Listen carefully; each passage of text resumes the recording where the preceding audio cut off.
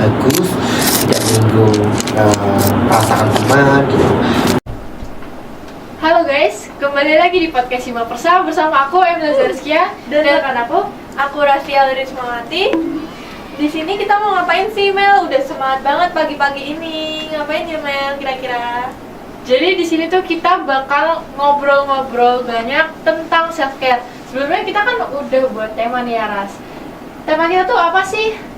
Self care before to other people. Nah, di situ kita bakal bahas tentang gimana sih cara kita untuk menghargai diri kita sendiri, untuk merawat diri kita sendiri. Karena kita juga kan ada di ranah kesehatan ya, teman-teman. Jadi, kenapa sih kita mengangkat tema ini? Karena menurut kita berdua ya yang membuat tema ini itu sangat penting banget. Betul, self care itu benar-benar berdampak untuk kita sebelum kita terjun untuk orang lain, untuk mengabdi ke masyarakat. Iya, bener banget, Mel. Sebelum lanjut ke topik yang serius nih, Mel, kita bakal bahas self care bareng siapa nih, Mel, kira-kira? Kita kedatangan perawat dari Karyadi nih, perawat yang keren banget yang bakal nemenin kita ngobrol selama beberapa menit ke depan. Kita bakal ngobrol tentang self care bersama perawat yang keren ini. Kita sambut saja untuk memperkenalkan diri dan background dari Bapak sendiri. Bisa diperkenalkan terlebih dahulu. Perkenalkan, nama saya Nur Cahyo Sasongko.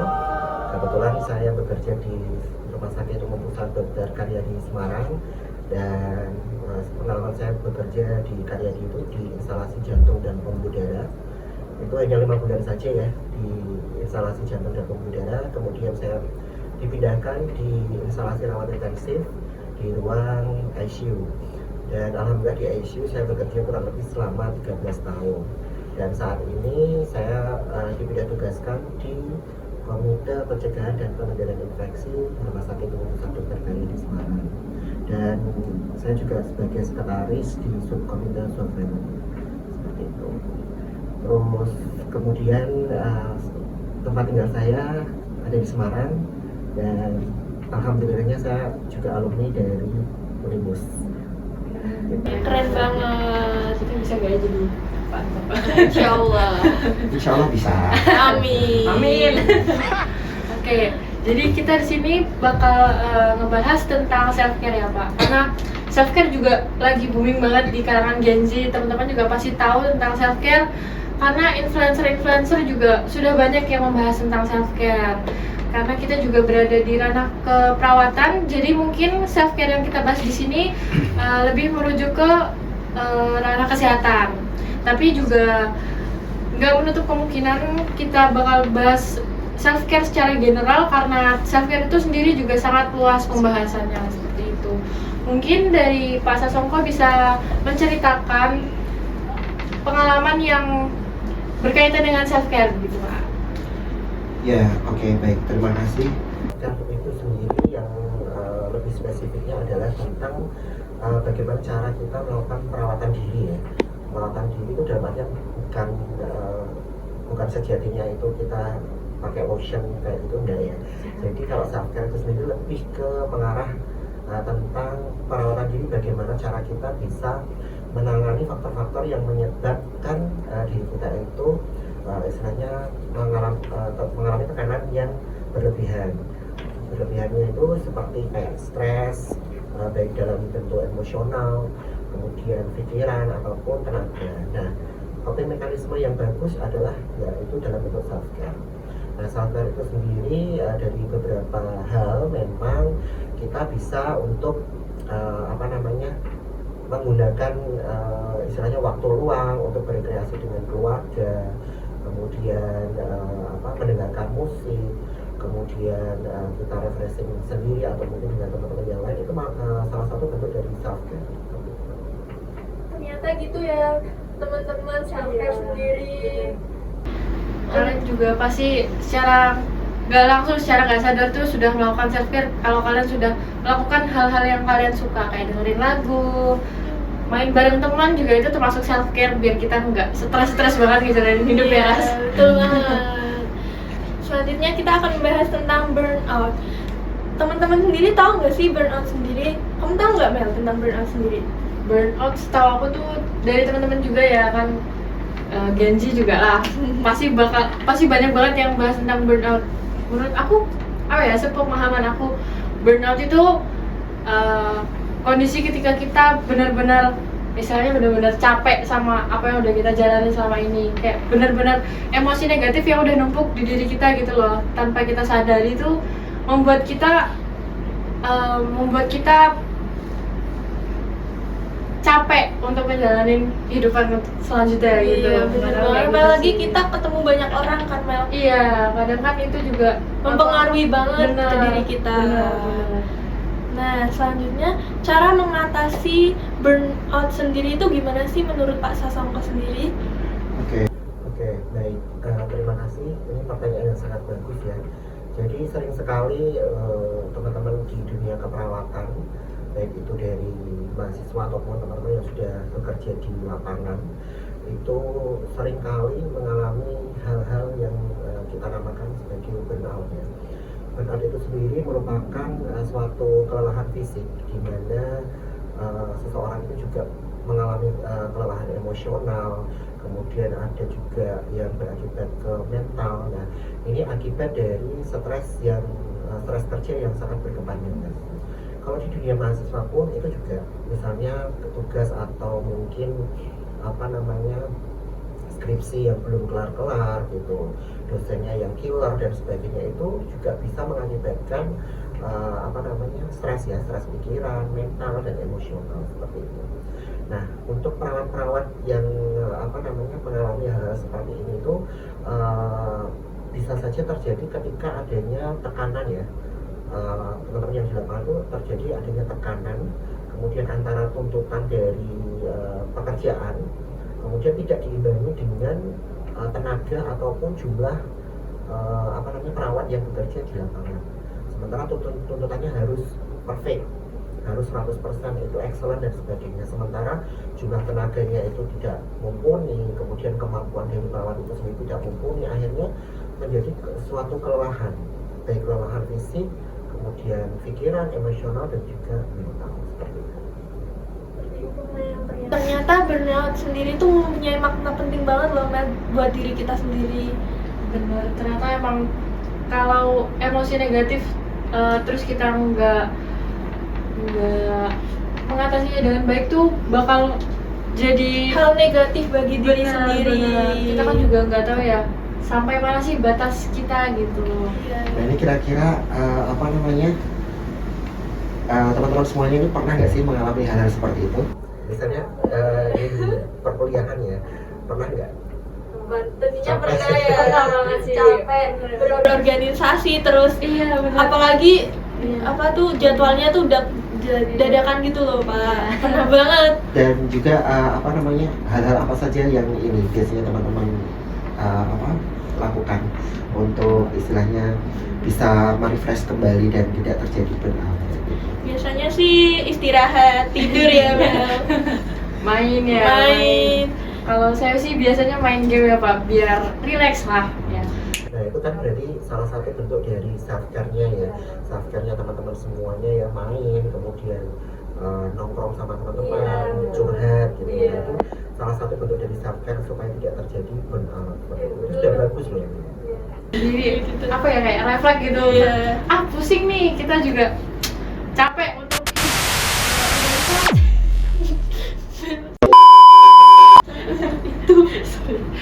kayak capek banget berorganisasi, terus berkuliah, jadwalnya padat. Kita jadi kayak aku sih ya refleks, mau main besok sama teman-teman healing kemana gitu ya. Iya, betul banget. Kayak rasanya mau kabur aja dari kehidupan. Oh my god. Jangan dong. Masih panjang Mel. Iya. Oke. Masih panjang jalanku untuk jadi Orang sukses. Siap. Oke. Dampak dari burnout itu kalau kita nggak mengatasi dengan baik itu sekiranya dampaknya bisa seburuk apa sih Pak? Seperti yang sudah saya sampaikan bahwa berdampak ke pikiran, kemudian emosional dan juga mental. Nah, kita harus tahu sedini mungkin beberapa faktor yang bisa menyebabkan sebelum kita ke work life balance ya. Faktor yang menyebabkan burnout itu sendiri, kalau dari beberapa penelitian itu ada yang mengatakan bahwa itu ada dua faktor. Yang pertama faktor eksternal, kemudian yang kedua itu faktor internal. Nah, kalau faktor eksternal itu sendiri dari beberapa kondisi pekerjaan yang kurang baik biasanya. Kemudian teman-teman di lingkungannya yang mungkin tidak enak diajak kolaborasi, kemudian ada dokter yang tidak kooperatif misalnya, kemudian tuntutan yang tinggi, kemudian insentif tidak memadai, itu juga bisa. Kemudian lebih ke aturan-aturan atau mungkin lebih ke situasional. Nah, kalau faktor internal itu sendiri mengarah kepada usia, jenis kelamin, kemudian ada juga kayak faktor pekerjaan. Nah, terus situasionalnya ya. Terus kemudian ada juga yang faktor kepribadian dia sendiri gitu. Nah, kemudian kita lanjut ke work life-nya ya. Work life balance-nya itu kehidupan bagaimana cara kita bisa menyeimbangkan antara pekerjaan, kemudian coping mekanisme kita supaya tidak terjadinya burnout ya. Kita tuh sudah ada alarm itu tadi, berarti kita harus beristirahat dengan teratur ya. Kalau normalnya itu kan tidur itu paling nggak 8 jam ya, 8 jam tidur. Kalau perawat saya rasa tidur sampai 8 jam itu susah ya. Apalagi kalau perawat sudah di dunia lapangan itu tidur tuh paling kayak tidur ayam. Jadi nggak bisa lama gitu. Jadi tidur, nanti kalau bunyi alarm kita bangun gitu. Atau enggak misalnya ada waktu untuk istirahat, kita paling dibatasi hanya 2 jam 3 jam untuk istirahat. Nah, ketika kita ada waktu istirahat ya kita manfaatkan sebaik mungkin itu. Saya mau tanya nih Pak, burnout kan nggak cuma terjadi pada diri kita sendiri, mungkin kita juga menyadari burnout itu ke lingkungan kita, ke teman dekat kita gitu. Nah, kalau misalnya teman kita nih sudah sampai ke tahap yang dia benar-benar stres sama apa yang dia lakukan sama lingkungannya gitu, kita bisa bantu apa ya Pak? Kan kalau misalnya kita secara langsung menasihatinya kan dia juga mungkin tambah stres atau tambah gak mau ketemu sama lingkungannya gitu. Mungkin yang bisa saya lakukan tuh apa sih Pak sebagai teman dekatnya? Oke, baik. Jadi burnout itu sendiri terkadang memang ada orang yang lebih suka bercerita. Jadi ketika teman-teman semuanya mengalami kelelahan baik fisik, pikiran dan juga emosional itu, biasanya mereka kadang sering bercerita. Aku tuh capek, pasienku tuh yang satu belum selesai, udah ada pasien baru dan sebagainya, misalnya seperti itu. Kalau dia ada istilahnya ungkapan-ungkapan seperti itu, kita sebagai teman yang satu shift misalnya, ya setidaknya kita bilang ya sudah, nggak apa-apa, sini tak bantuin gitu, kamu kurang apa, terus apakah asuhan kepelatihannya sudah dibuat atau belum, nanti tak bantuin. Nah, kalau masih ngomel-ngomel ya, kita berusaha untuk dapat meredam, misalnya apa sih yang kamu rasakan gitu, sambil kita memberikan solusi yang terbaik untuk dia. Nah, ada juga nih orang tuh yang diem, jadi dia tidak mau bercerita. Secapek apapun itu, selelah apapun itu, dia nggak mau bercerita. Tahu-tahu dia sakit, tahu-tahu dia menarik diri, bahkan menghindari hubungan sosial dengan orang lain. Itu kan sudah ke tahap yang paling ekstrim kalau menurut saya. Ternyata seperti itu ya Mel. Berarti support dari teman gitu tuh penting banget buat kita. Benar-benar, kita harus peka lah ya sama lingkungan kita. Kalau teman kita dia kayak gitu, jangan kita tinggalin lah ya. Orang juga punya space-nya sendiri. Mungkin mereka cara mereka menanggapi burnout mungkin dengan menyendiri, tapi kita tetap nggak boleh ninggalin mereka. Betul, karena setiap orang memiliki ekspresi sendiri-sendiri ya. Benar. Gimana sih Pak untuk membangun kebiasaan positif untuk diri kita sendiri? Gimana? kita sendiri gimana?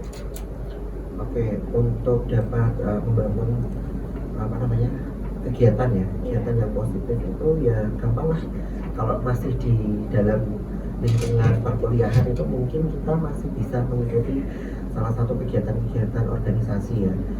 Itu yang pertama. Yang kedua, misalnya ada ekstrakurikuler atau apapun itu kita bisa mengikutinya. Jadi jangan sampai kita malah menjadi tertekan dengan beberapa tugas yang diberikan oleh dosen, atau mungkin kalau yang di lapangan itu adalah tugas yang diberikan oleh atasan, kemudian tuntutan dari pasien. Membangun kebiasaan positif juga apa ya, mengurangi tingkat burnout kita lah ya. Yes. Kayak kalau kita melihat segala sesuatunya dengan santai, kita enjoy menjalaninya, kita pasti bisa kok guys melewati ini semua, karena semuanya tuh nggak harus dilihat buruknya aja. Banyak banget hal-hal baik di dunia ini kalau kalian mau melihat sisi positifnya. Kita harus enjoy ya, harus enjoy kuliah, enjoy organisasi. Iya, enjoy banget. Enjoy Mel. segalanya ya. Iya. Oh ya, tadi kan menyinggung burnout ya. Nah di sini aku tuh penasaran banget, saya tuh penasaran banget Pak, karena Pak Sasamko juga sudah kerja selama beberapa tahun di bagian medis di ranah kesehatan kan. Cara mengatur keseimbangan antara kehidupan dan kerja itu bagaimana sih Pak? Karena kan kalau perawat itu di rumah sakit mikirin pasien, di rumah juga mungkin kepikiran pasien gitu Pak. Iya. Iya, benar banget. Oke, baik.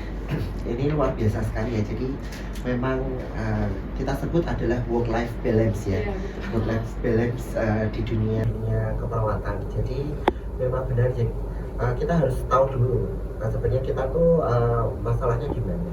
Terkadang yang tahu tentang kelelahan kita itu ya kita sendiri. Jadi tubuh kita itu harusnya punya alarm ya, alarm untuk bisa memunculkan, wah aku tuh udah capek, kepala aku tuh pusing. Nah, kalau sudah merasakan seperti itu, berarti kita harus apa? Istirahat. Jadi tubuh kita itu sudah memberikan alarm. Kalau kita sudah mencapai titik puncaknya itu ya kita harus berhenti. Tapi terkadang banyak teman-teman yang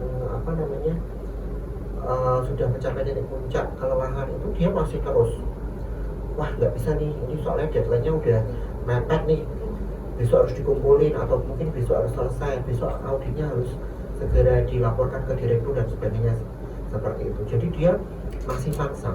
Nah, ketika dipaksa itu pun juga agak berdampak ke itu tadi seperti yang sudah saya sampaikan, bahwa berdampak ke pikiran, kemudian emosional dan juga mental.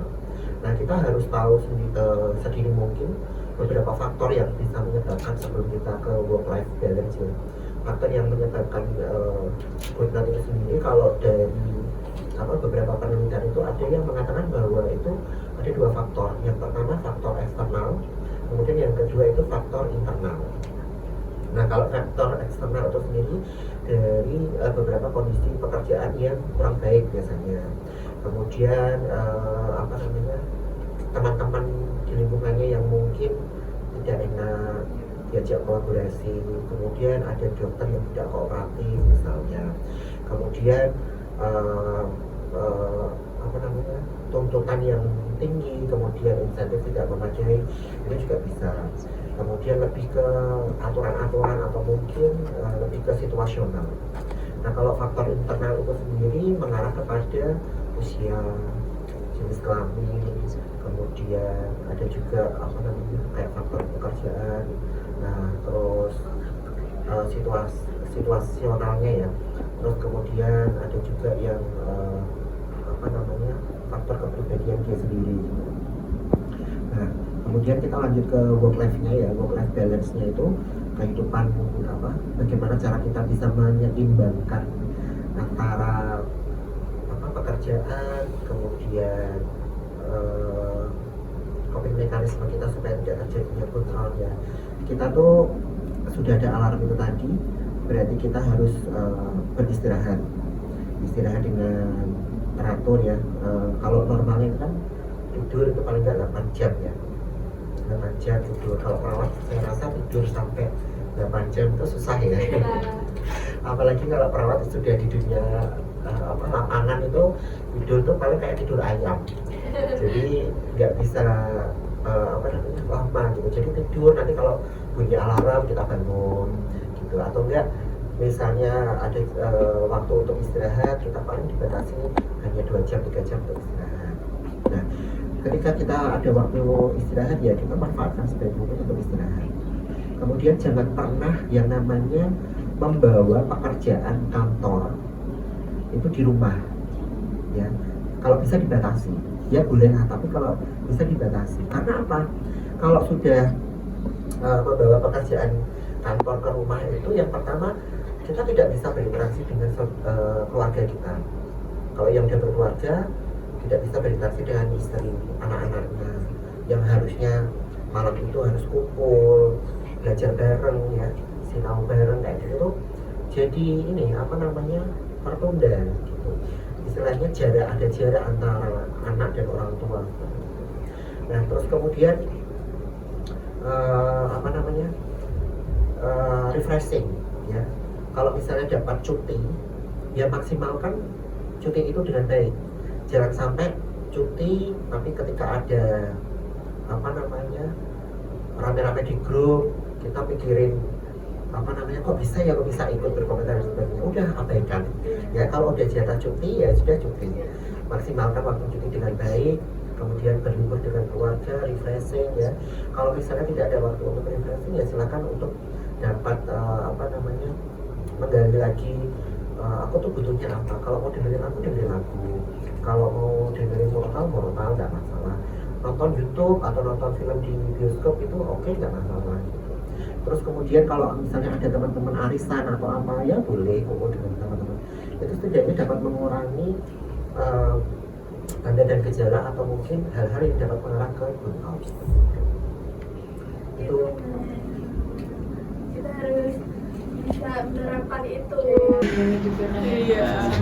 Berarti udah benar-benar parah banget ya kondisinya kalau sudah sampai harus konsul seperti itu.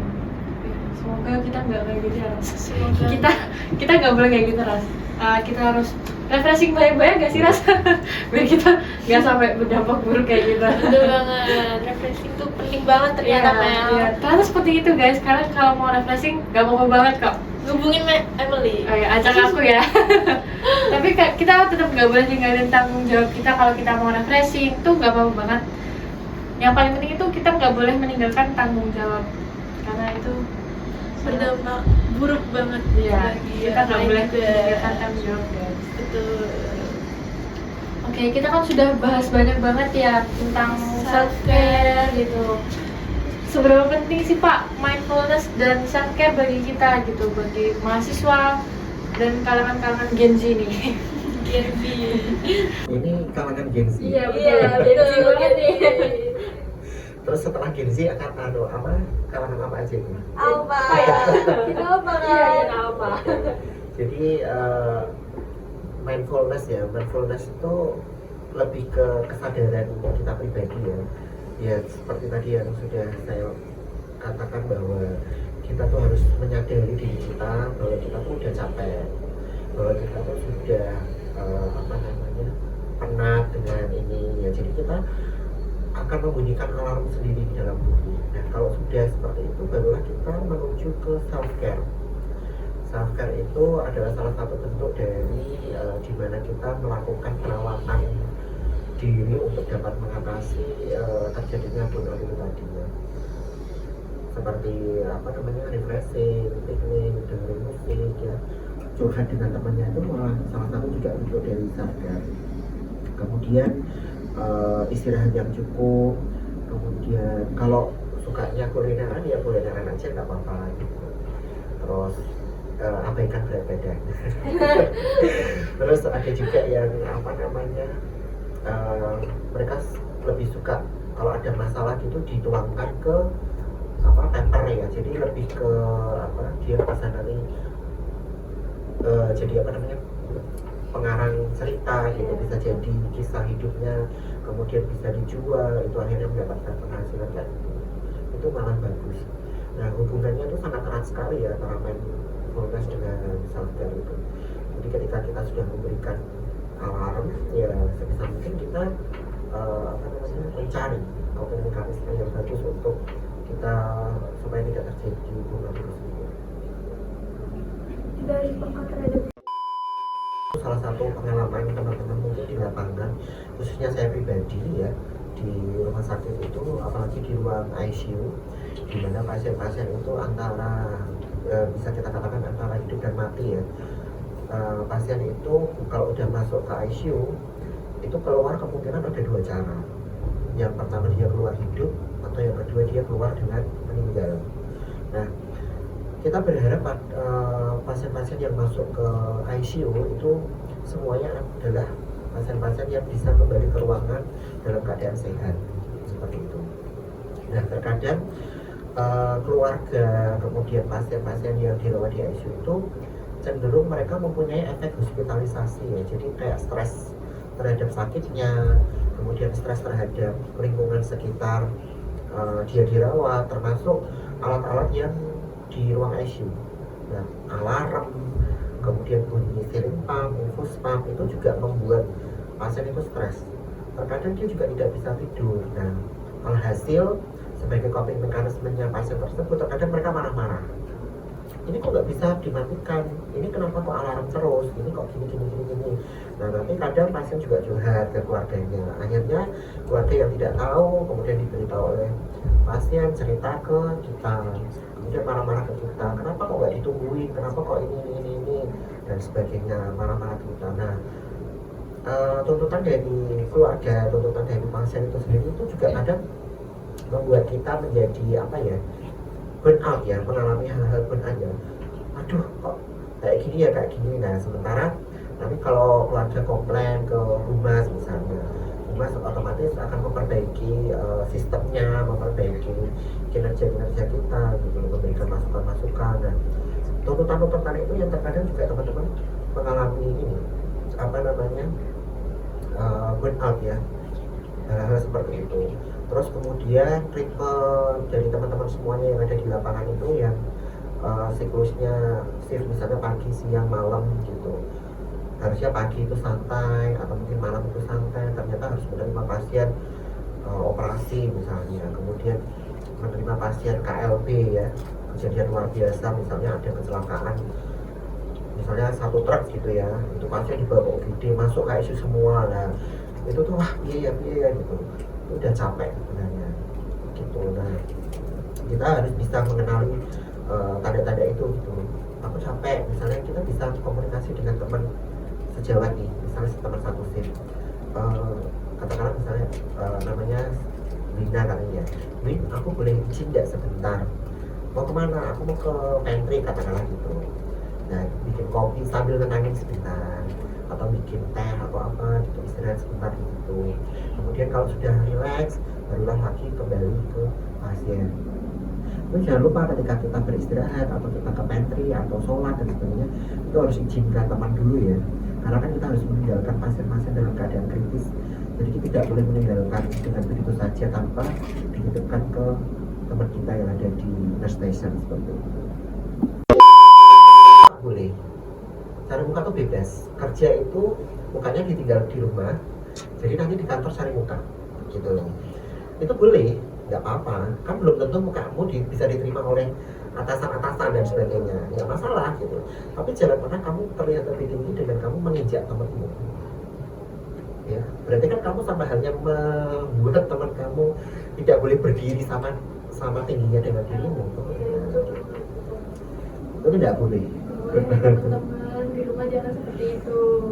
Kita kan boleh mencari muka, boleh ya mencari muka, tapi kita nggak boleh menginjak-injak teman kita yang mau ikut berkembang juga. Kan kita juga semuanya mau berkembang jadi lebih baik gitu, teman-teman. Jangan menang sendiri ya teman-teman. Kita harus menang bareng-bareng.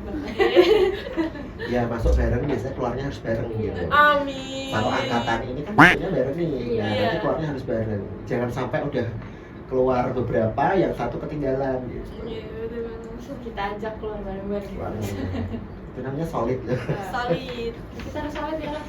Kita perawatan solid. Iya, solid banget kok. Kita harus keluar. Masuknya bareng-bareng kan, masuknya bareng-bareng, kita keluar juga harus bareng-bareng. Betul.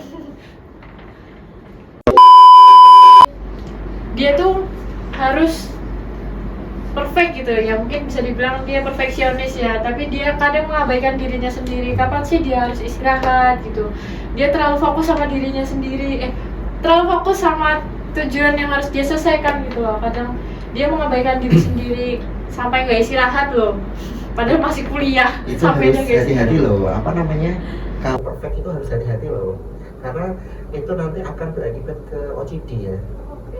OCD itu kayak sindrom perfeksionis, di mana sedikit-sedikit oh nggak bisa, ini harus saya selesaikan gitu. Atau kalau nggak ninggalin kunci kemana misalnya, tadi tuh kuncinya tak taruh mana ya gitu, nanti dicek lagi, padahal udah dimasukin, nanti dicek lagi, oh ya kuncinya di sini. Terus lagi misalnya sudah dandan rapi gitu, kurang apa ya, nanti balik lagi kayak gitu. Itu juga mengarah ke gangguan ini mental, malahan OCD itu. Ada lagi satunya lagi yang sering ngetren tuh kayak NPD ya, Narcissistic Personality Disorder. Jadi dia itu kayak sindrom perfeksionis, tapi dia lebih ke prior ya, jadi harus unggul. Dimana ini loh gue paling pintar, ini loh gue yang paling cerdas, ini loh gue yang paling disayangi dosen gitu. Jadi menganggap bahwa dirinya itu paling di atas segalanya dan menganggap remeh orang-orang di bawahnya. Itu salah satu tanda dari NPD gitu. Bahkan terkadang orang NPD itu juga mempercayai kebohongannya dia sendiri. Paham nggak? Contohnya nih, saya beri contoh nih. Misalnya nih, siapa namanya, Amel sama Mbak Rasti ini sahabatan nih. Kebetulan curhat-curhatan, terus kemudian punya masalah curhat. Nah kebetulan si Amel ketemu sama misalnya si Santi, ngejelek-jelekin si Mbak Rasti. Terus habis itu ngomong, kamu tahu nggak, aku dijelek-jelekin sama Rasti gitu. Terus loh masa sih, iya soalnya kita tuh baik-baik aja loh, nggak ada apa-apa gitu. Kan dia udah berbohong ya. Nah terus kemudian si Amel cerita sama Rasti gitu, aku tuh nggak pernah cerita apapun ke dia gitu, aku tuh nggak pernah apa-apa ke dia, padahal dia itu berbohong, tapi dia sendiri mau percaya kebohongannya dia sendiri gitu. Itu tanda dari orang-orang NPD.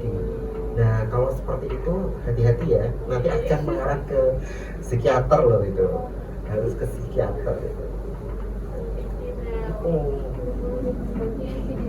Maunya jadi center gitu ya? Ya, maunya jadi center. Si paling bener. Dia juga sering menjatuhkan beberapa teman-temannya sih ya. Jadi dia kepinginnya terlihat lebih tinggi dengan cara dia menginjak temannya gitu. Harusnya nggak boleh. Tapi kalau temanku tuh ada yang mengatakan bahwa kamu kalau mau cari muka boleh, cari muka tuh bebas. Kerja itu mukanya ditinggal di rumah, jadi nanti di kantor cari muka gitu. Itu boleh, nggak apa-apa, kan belum tentu mukamu bisa diterima oleh atasan-atasan dan sebagainya, nggak masalah gitu. Tapi jangan pernah kamu terlihat lebih tinggi dengan kamu menginjak temanmu. Ya, berarti kan kamu sama halnya membuat teman kamu tidak boleh berdiri sama tingginya dengan dirimu. Iya betul banget. Itu nggak boleh.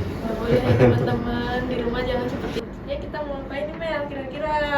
Kita lanjut ke segmen berikutnya. Segmen apa nih Mas? Q&A.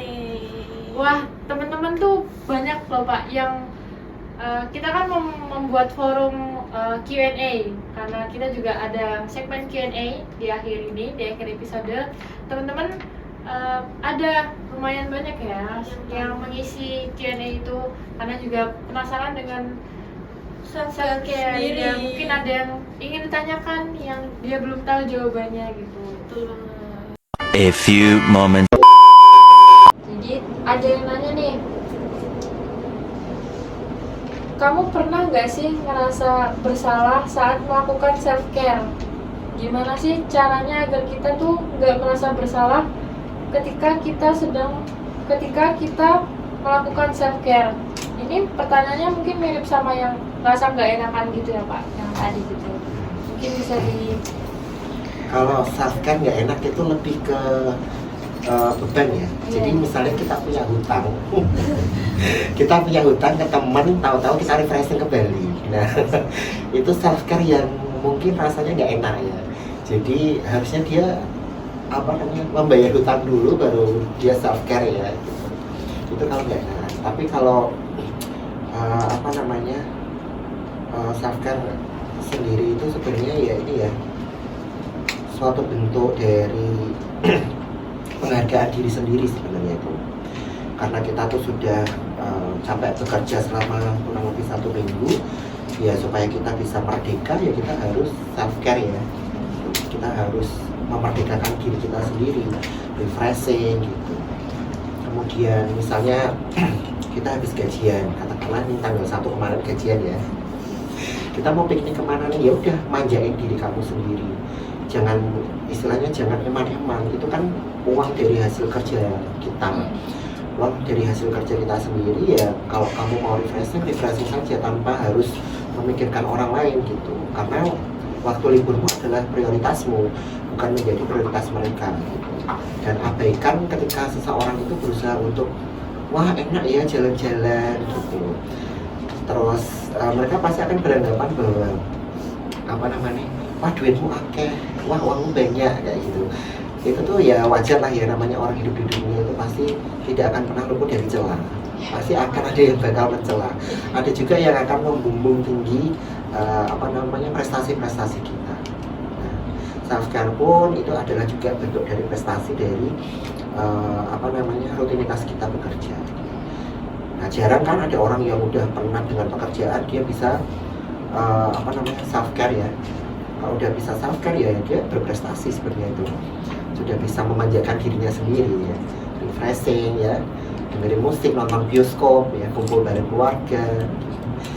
Dan juga paling tidak bisa membatasi antara pekerjaan dan juga rutinitas self care itu sendiri.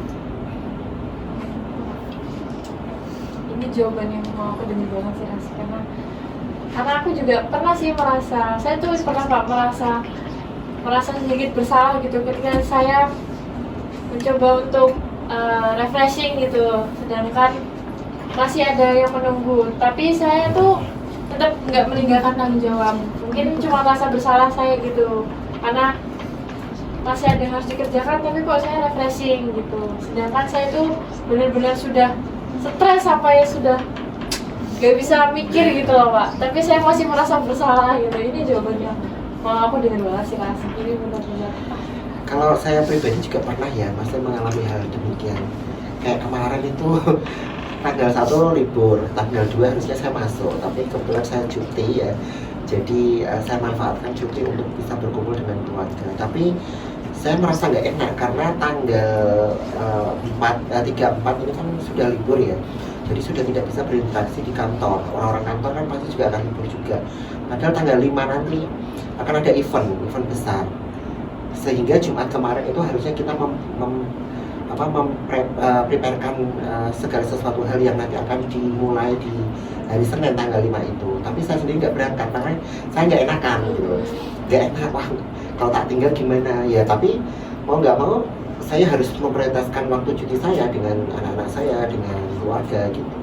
Jadi alhamdulillah kita juga harus koordinasi dengan teman-teman yang ada di lapangan bahwa bagaimana, apakah kendala-kendala yang ada di lapangan itu bisa diatasi atau tidak. Kalau dari teman-teman oke, aman gitu, ya sudah berarti kan kita aman. Jadi alhamdulillah saya juga tidak merasa istilahnya bersalah untuk meninggalkan teman-teman semuanya, karena kebetulan juga sudah terselesaikan dengan baik seperti itu. Mungkin yang nanya ini bisa dimaksud lagi ya guys, karena kita tetap harus balance lah, semuanya tuh jawabannya tuh harus balance guys.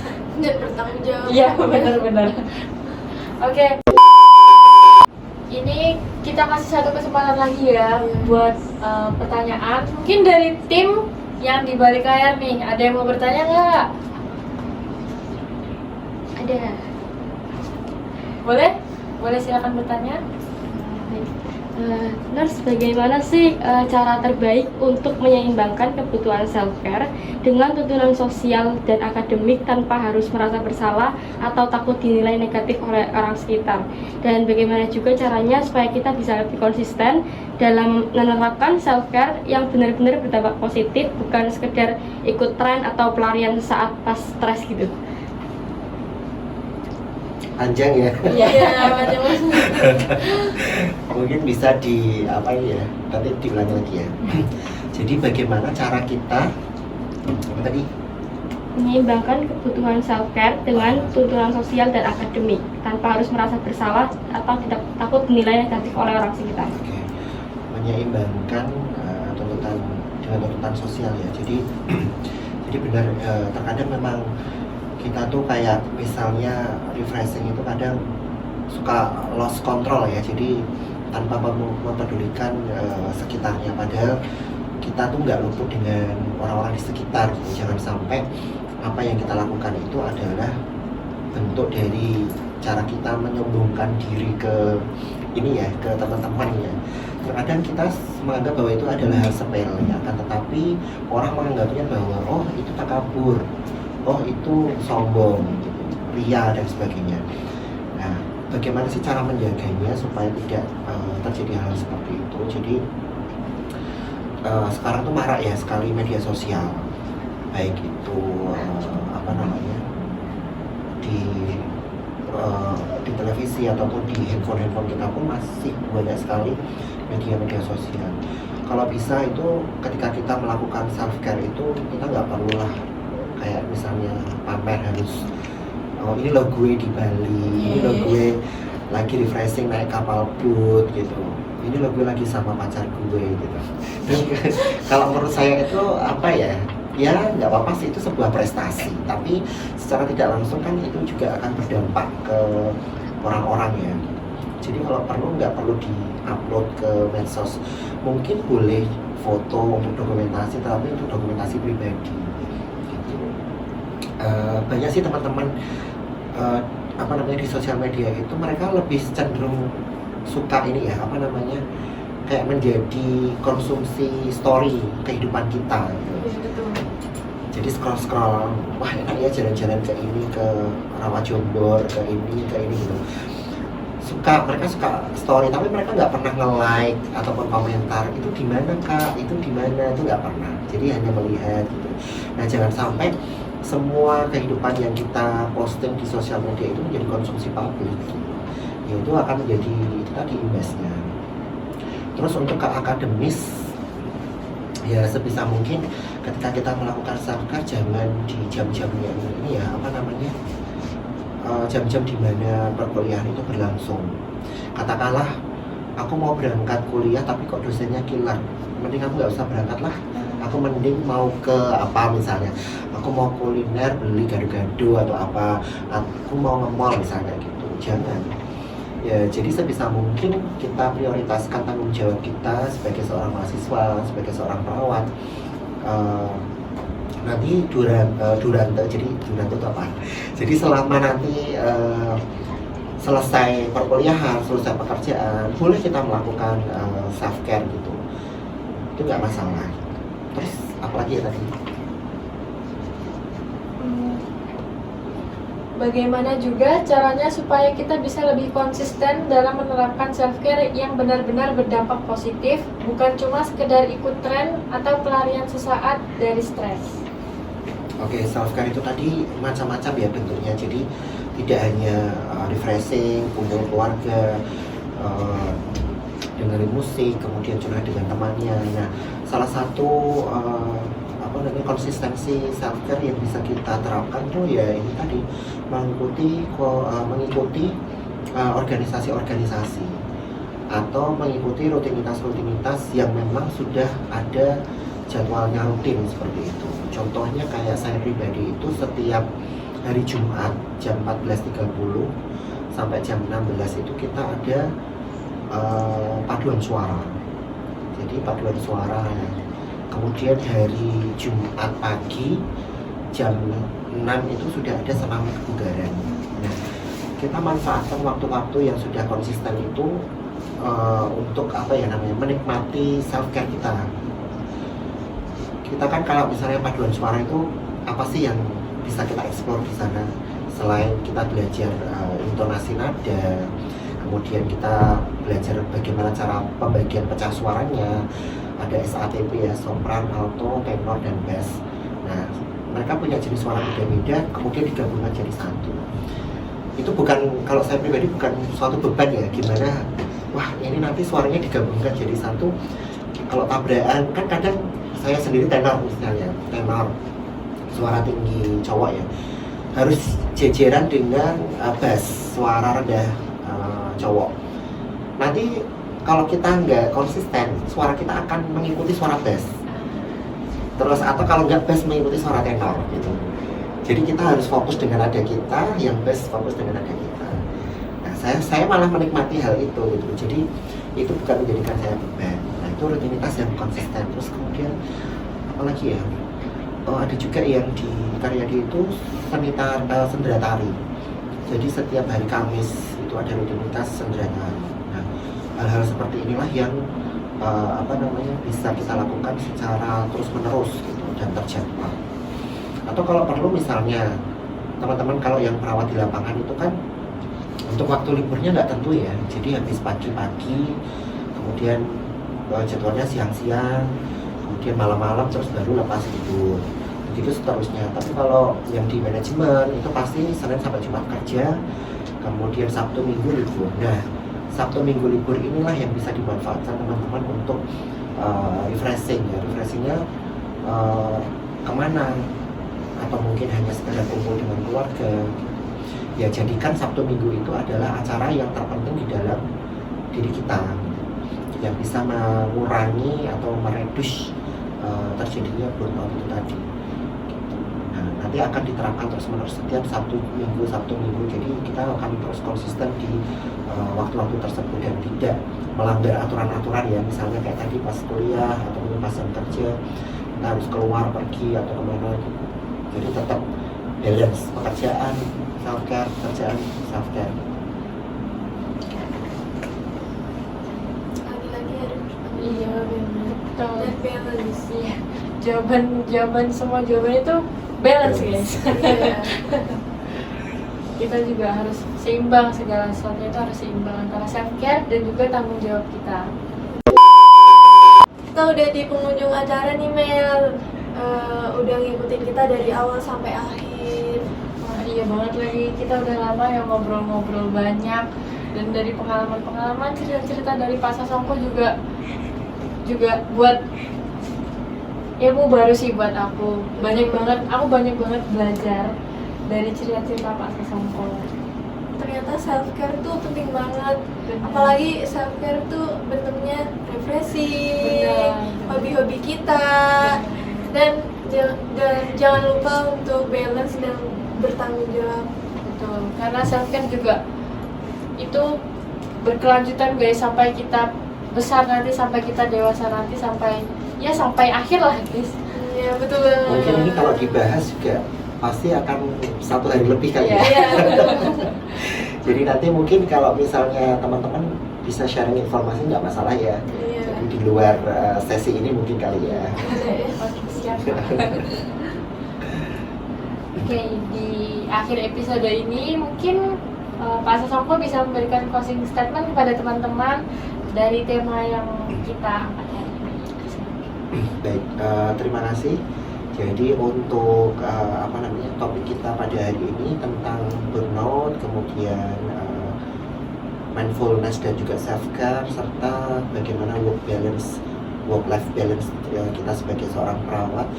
Jadi kita mengambil sisi positifnya bahwa ketika tubuh kita mengalami kelelahan, kemudian pusing, stres, dan kemudian merasa tertekan dari segi fisik, mental, atau emosional, ya segeralah kita membunyikan alarm di tubuh kita sendiri ya. Kita lakukan work life balance kita, yaitu dengan kita melakukan mindfulness self care dengan cara kita ya seperti yang sudah disebutkan tadi, kita bisa refreshing, kita bisa jalan-jalan, kita bisa dengerin musik, curhat dengan teman, kemudian mengikuti organisasi tertentu untuk kita dapat menghilangkan dari tekanan-tekanan dari rutinitas kita setiap harinya. Jadi supaya tidak terjadi burnout. Nah, kita juga bisa sharing pengalaman-pengalaman kita, kepenatan kita kepada teman-teman terdekat kita ya. Jangan sampai kita malah menyendiri ataupun istilahnya membuat coping mekanisme sendiri yang tidak baik seperti itu. Nah, membaca buku pun juga itu menjadi salah satu coping mekanisme terbaik untuk kita bisa melakukan mindfulness self care ya. Nah, di sini juga tidak lupa menyampaikan dari beberapa studi yang mengatakan bahwa keberhasilan dari mindfulness serta self care itu sangat banyak sekali yang memberikan dampak positif terhadap kesejahteraan teman-teman, khususnya perawat ya dan tenaga kesehatan di Indonesia. Dan juga self care ini dapat menciptakan lingkungan pekerjaan yang dapat mendukung praktik kita sebagai seorang perawat itu berjalan dengan baik. Nah, diharapkan menjaga diri sendiri itu sebenarnya bukanlah bentuk dari segi egois ya, tetapi salah satu fondasi yang dapat merawat orang lain dengan baik sekali. Karena kalau kita sudah melakukan self care dengan baik, maka kita sebagai perawat kita juga akan melakukan self care kepada pasien kita dengan baik. Seperti itu. Oke, aku mau memberikan closing statement juga dari tema yang kita angkat hari ini, yaitu self care. Dari obrolan kita hari ini, semoga teman-teman juga bisa mengambil sisi positifnya dan bisa mengambil ilmu yang diberikan oleh Pak Sasongko. Mungkin juga dari cerita-cerita kita ya, dari obrolan kita hari ini. Intinya tuh kita nggak boleh mengabaikan diri kita sendiri guys, karena itu juga berdampak untuk masa depan kita. Karena kalau kita terus memikirkan orang lain tanpa memikirkan diri kita sendiri, gimana caranya kita bisa bertahan sampai akhir nanti.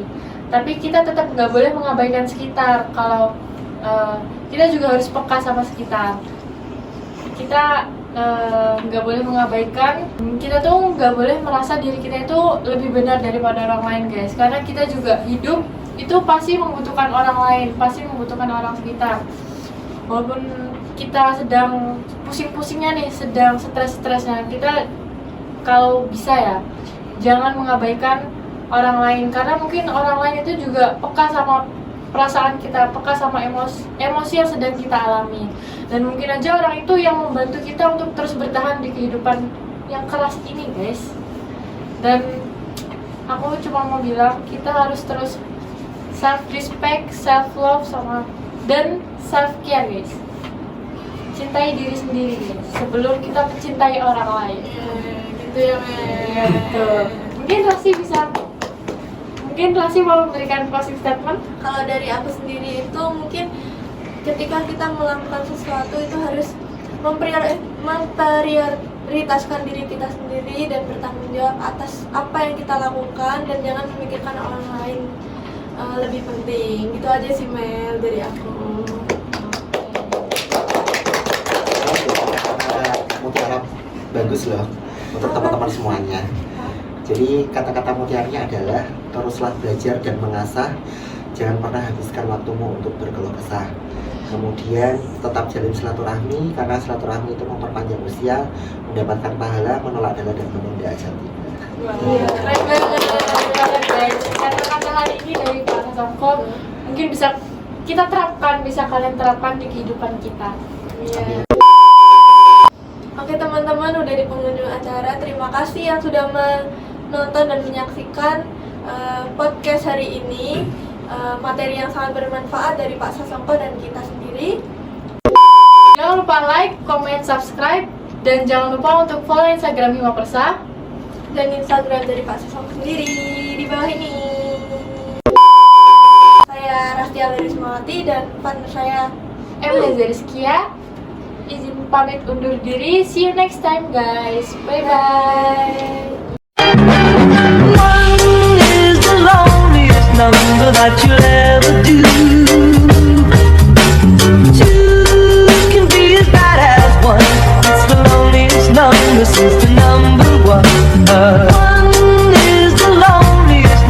number that you'll ever do.